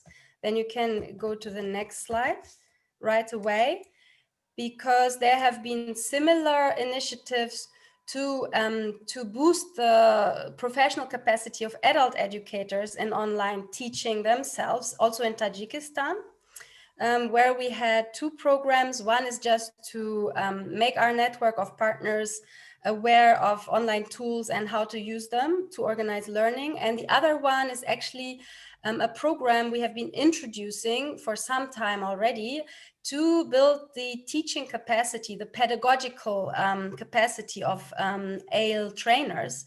And we were forced to go digital with the last piece of that training cycle we have been running in Tajikistan before. If you move to the next 2 slides, they are the last ones of my presentation, and I really wouldn't want to skip them because they are on Uzbekistan, where on the one hand, with partners from the state network of cultural centers, we developed digital formats to actually do VET education, partly in blended learning, and teach many courses on different topics for about 300 participants already this year in different professions using learning videos and online resources. And this is, of course, going to be sustained. It will be part of the program of this provider network also in the future. And then the last slide is on a project idea that was developed in our Uzbekistan office, which they called Creative Marathon on Adult Education versus COVID. If you can go back 1 slide, that's where the account of that particular activity starts. 1 slide back, just for people to know and not, yeah, thank you, get confused when they maybe go back to the presentation later. So it's this. And then the last slide that both present this particular project where a competition was organized for all kinds of participants, could be organizations, could be individuals in Uzbekistan over the past few months, where they collected creative ideas for posters, short films, slogans, and then also finally a small project idea on the topic of adult education versus COVID-19. So on the very last slide, if you go back once again, now I'm sorry for confusing you, where we also had the winning poster. Yes, next slide. And that's going to be my final one. Thank you. That's actually the winning poster from the poster contest that was organized, and some information on the winning small-scale project that DVV International is going to finance, which is meant to develop a learning video series addressing the psychological challenges and consequences of the current crisis, to help people get over the stress, pain, and potentially even grief that they are being faced with a local partner and expert, actually a psychologist, who will be involved in developing this format. And it is not online quite yet, but it will be openly accessible in Uzbek, Russian, and potentially later also other languages that are relevant to the region. I'm sorry if I expanded the time. If you go to the last slide, you can see the next slide. You can see our website where you can also get more information on the work we do. Thank you. Thank you very much, Dr. Calbert, for your very informative presentation of the 3 countries who participated today. So we have actually a lot of questions on the Q&A box, and we have only like, I think 10 minutes left. So let's move on to the Q&A session right away. So for Mr. Ropito, there were questions. So I won't go all the questions. So if we have more questions later, then you can probably, the organizer can probably forward the questions in email, then you can probably provide the written answers. So I will just address 2 questions each speaker for today. So for Mr. Bropito, we had questions about if Education Training Foundation is part of Bologna process, and also ENIC, if you're familiar with it, ENIC and NARIC, if your foundation is part of these 2 organizations. That was one question. And then the second question is, what is the pedagogical use of technology, and how in your framework, how you can actually train the teachers to be not just tech savvy, but also pedagogically well-equipped? So that was 2 questions for you. Thank you. Thank you for the question, and all the other questions that you addresses to me are very interesting, all of them, and I hope we have an opportunity to talk and have a further exchange. Now, specifically on the 2 questions, let's say ETF is let's say clearly aware of the Bologna process. That is clearly for tertiary level of education for university, and let's say we mainly focus on vocational education and training, but there are important development for the tertiary level of that as well. So it's clearly we are on the subject, let's say, and we are aware of this important reform. Now, concerning the network that was mentioned in the chat, in the question box, yes, so I am aware of it. I'm not really let's say connected with it, but these are the kind of networks that can really support peer learning and other important knowledge sharing activities. And to me, for this new normal, it's very important that we take advantage, we register, and it's a platform also for Europe to collaborate with the Central Asia. Now, and this is to briefly answer to this, to the first question. The second question, can you recall me? But it was about pedagogy and how this the frameworks can help in this respect.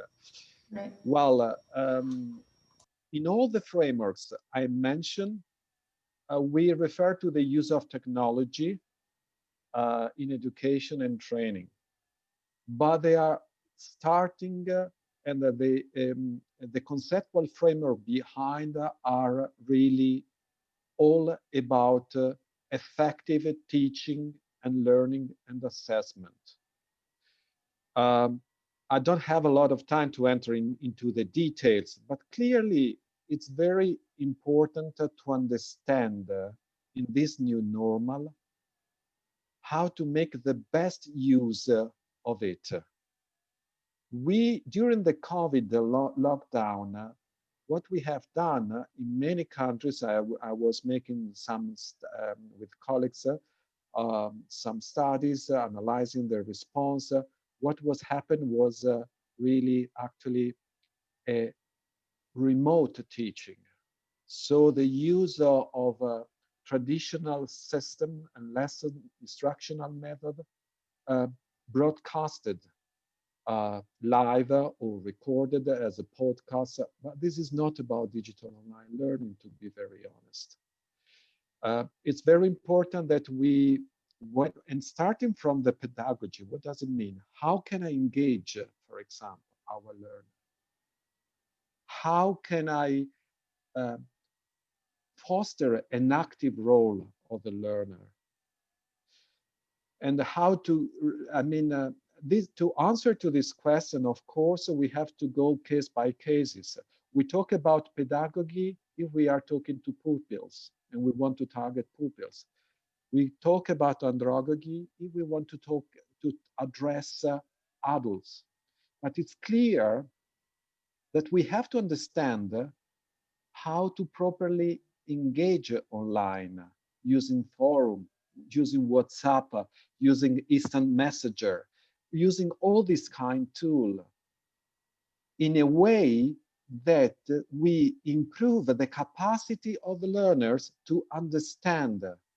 Clearly, technology is offering much more control to the learners.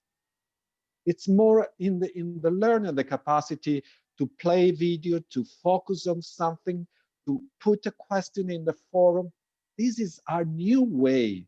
So if we look at group working, for example, if we think to a rural area where there is a library where people are going there to have the training, they can interact among them.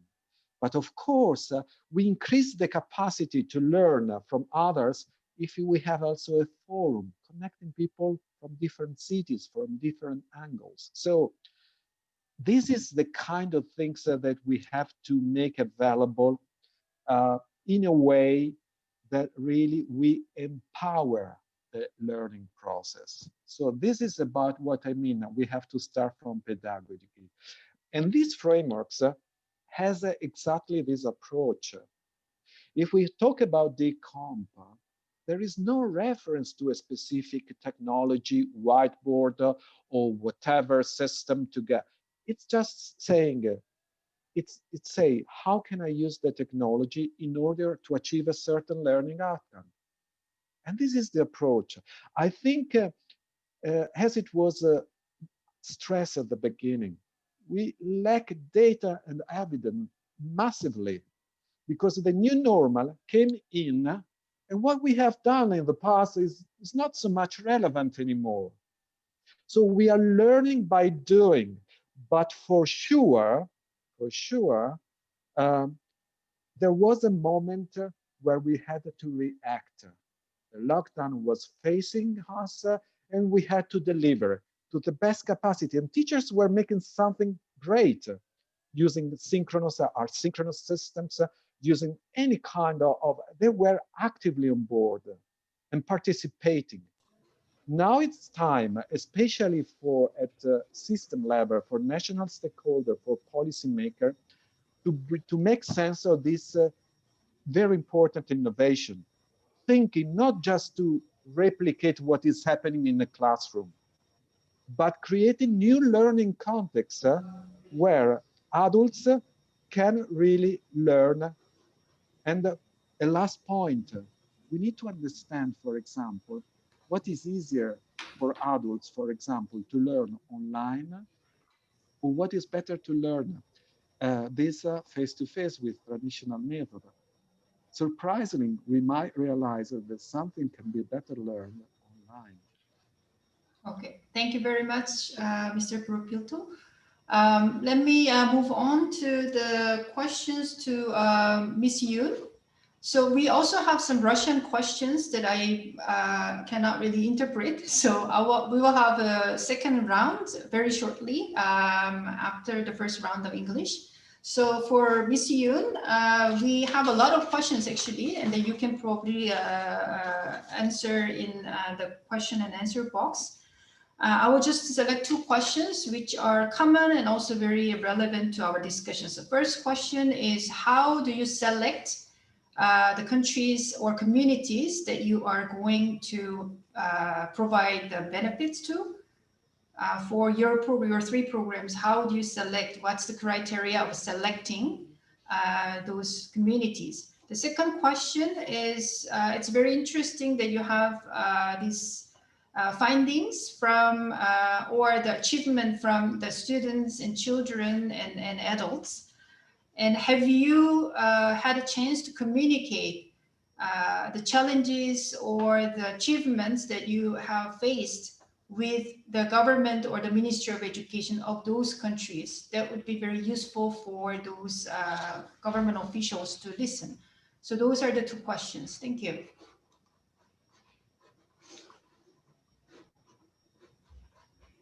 Thank you.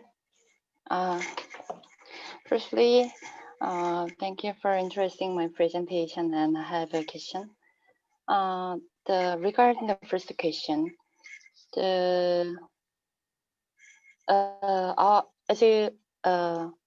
you know, in my presentation, our theme is education for future generation, and based on our theme, we focus on what contribution we can make and how we can make the society better through what we do best.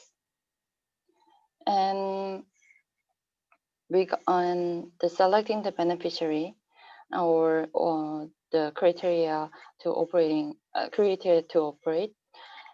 it depends on the program. We have corporate citizenship office over the globe. So these corporate citizenship offices cooperate closely with each other, and also we cooperate with many local experts or government, something like that. And regarding the second question, of course we always communicate with them, and throughout our journey we work with local communities and many experts. Because every insight and experience we gain on this way is shared.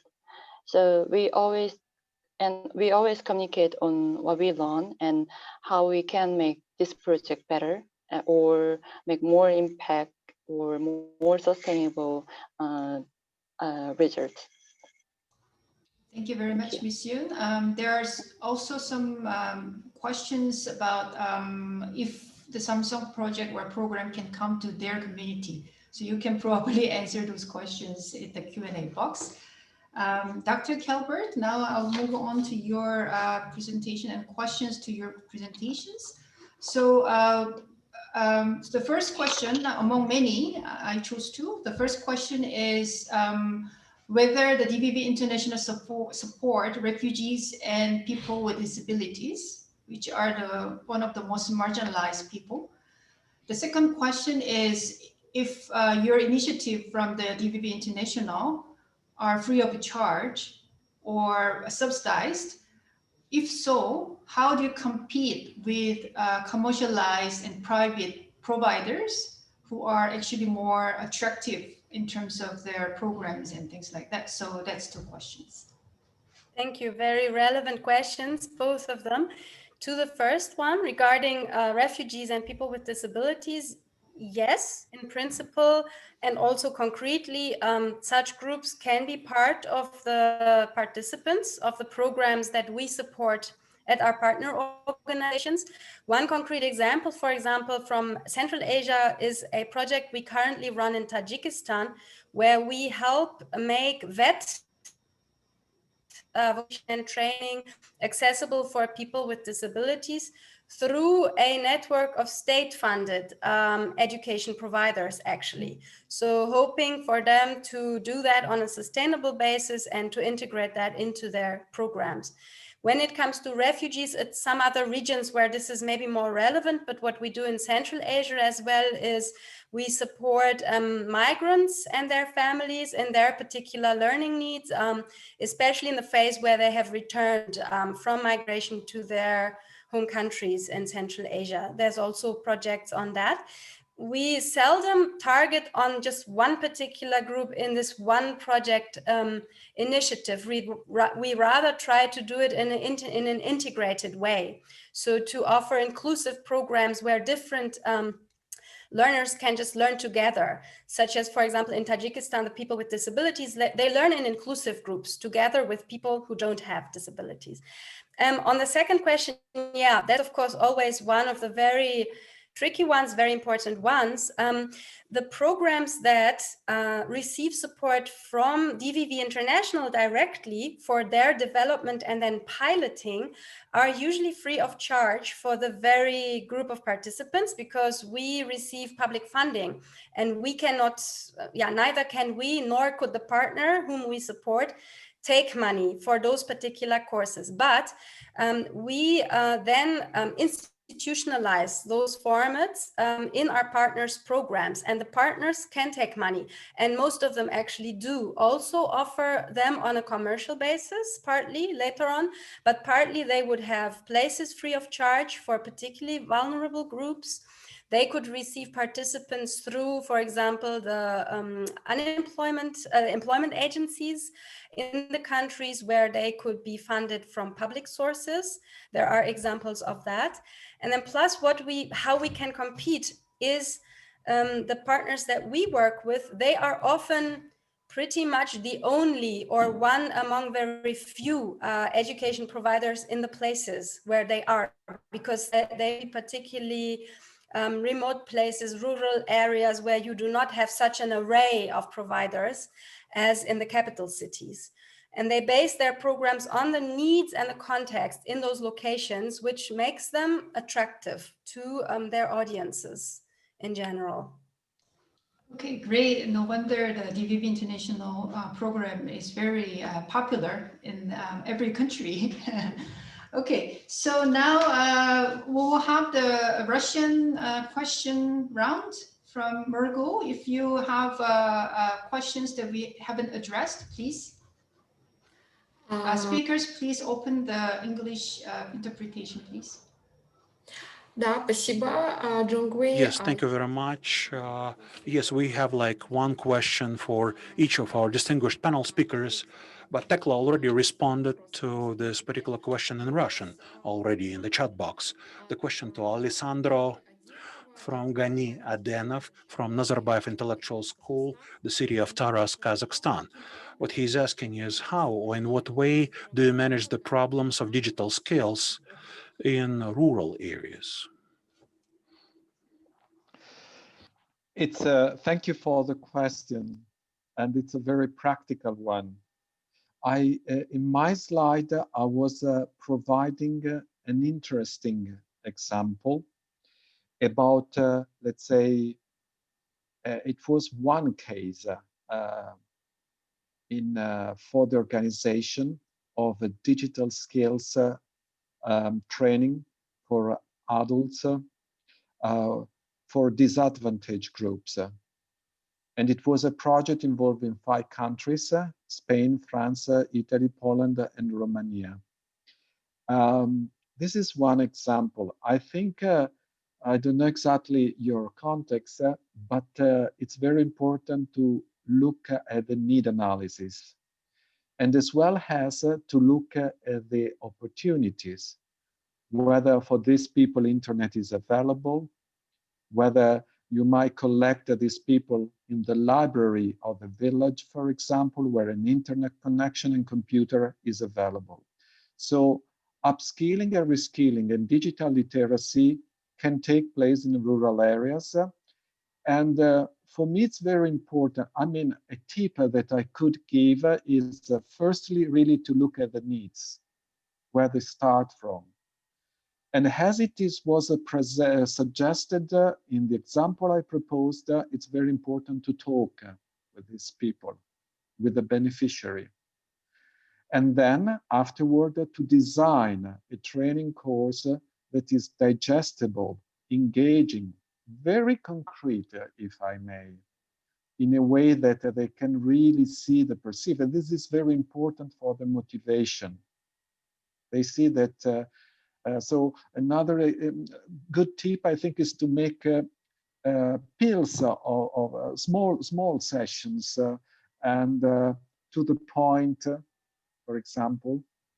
And the digital competence framework can be very useful, and the related toolkit to organize your need analysis and as well as the design, the delivery, and as well as the assessment, whether that was appreciated. The assessment is another good way to understand whether this was working or not. Are very general comments and suggestions, but in the end, it's very important really to tailor as much as possible the provision to the specific context. And frameworks like the one I was mentioning can really help to structure the process. Thank you again for the question.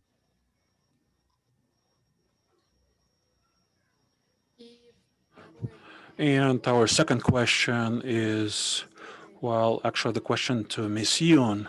Thank you very much, Alessandro, for your answer. Again, from Gani Adenov, this is the question to Ms. Yoon from Samsung. In Kazakhstan, where have you been specifically to see the nomadic lifestyle? Because we hardly have one.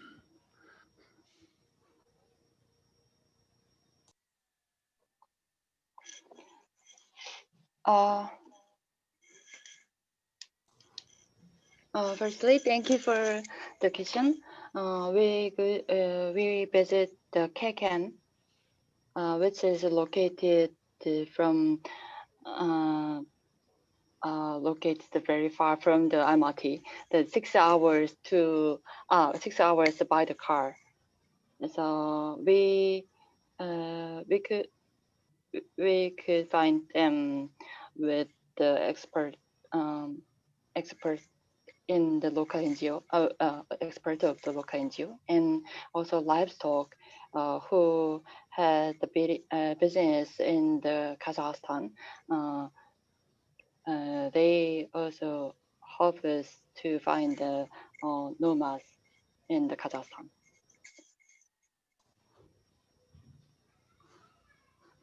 Thank you. That's all, Margot.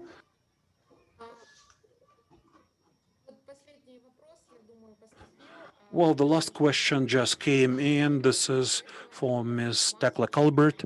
I think this is a question for you. What particular population contingent are the audiences for your courses? What particular adults do you teach? The question is from Kulash Alibekova. Kulash, thank you very much. I'll try to respond to this question in Russian. What particular contingent? Well, I didn't see the question. Well,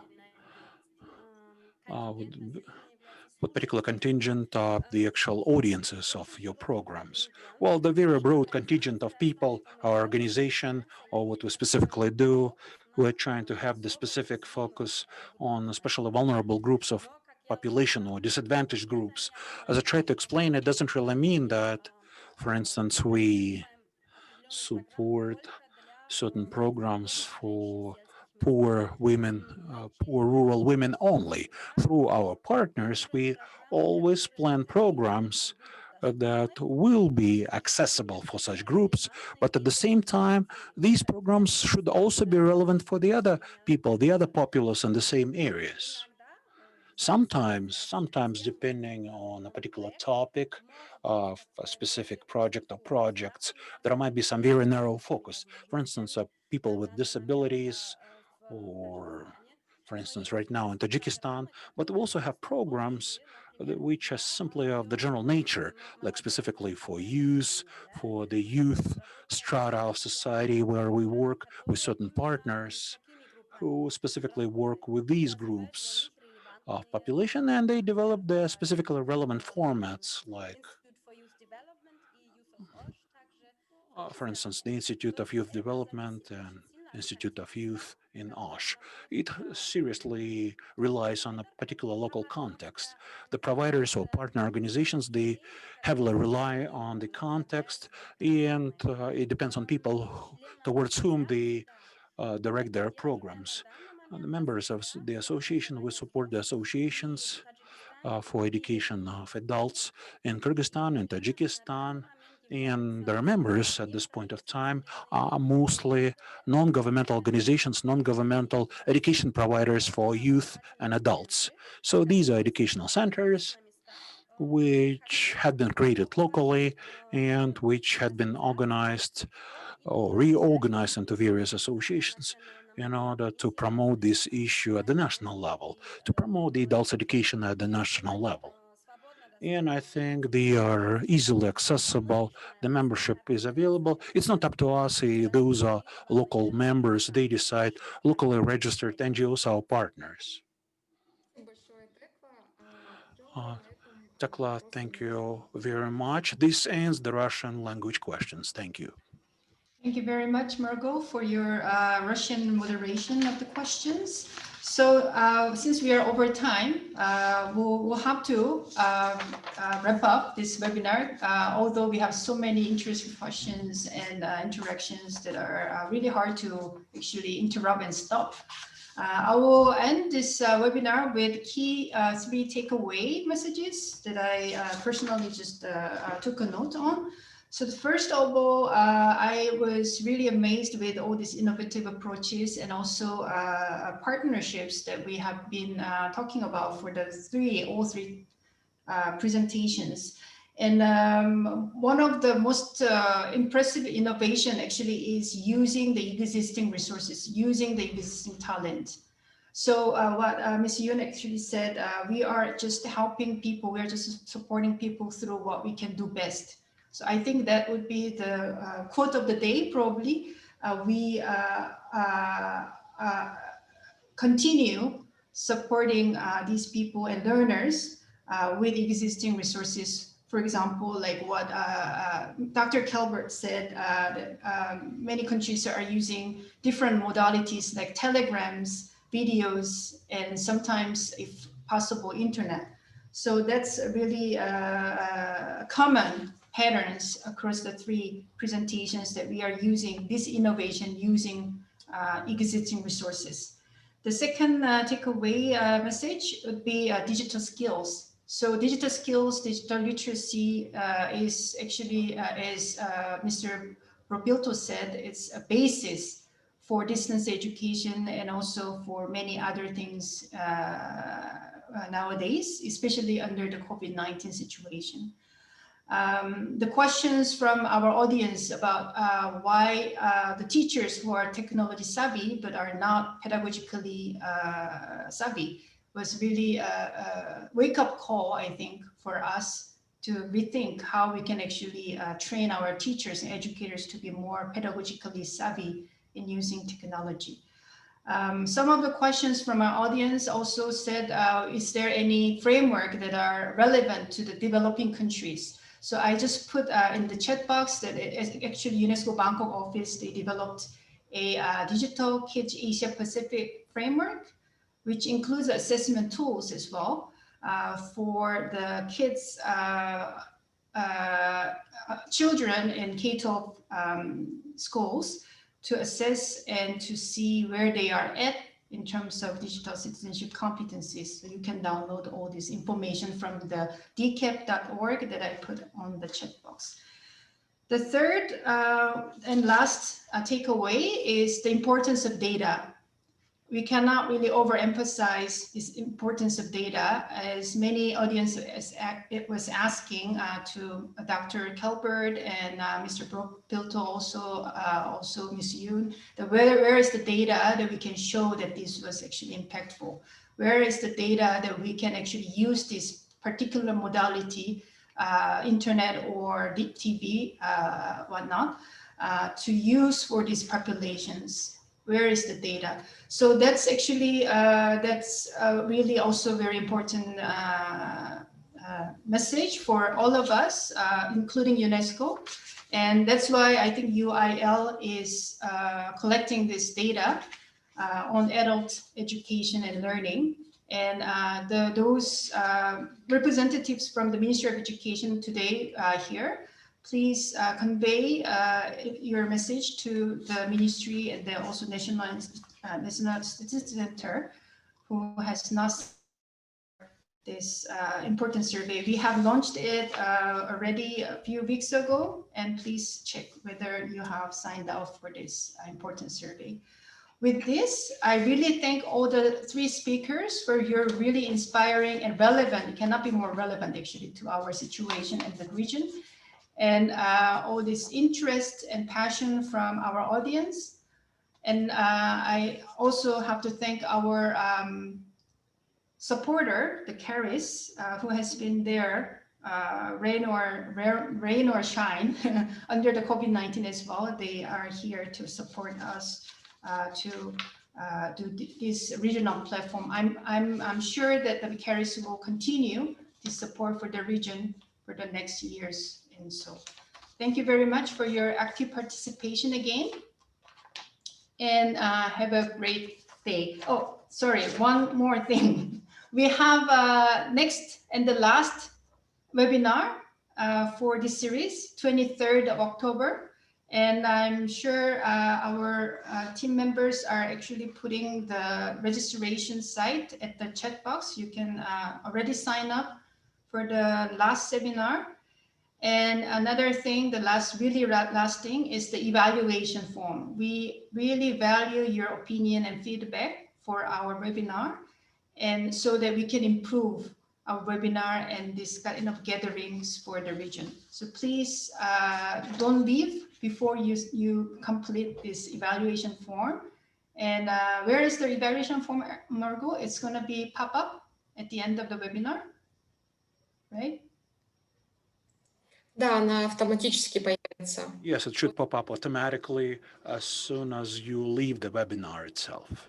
Okay, great. Thank you very much again for your active participation, and have a good evening and afternoon and morning. Thank you.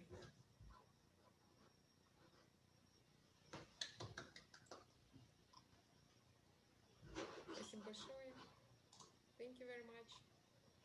Thank you.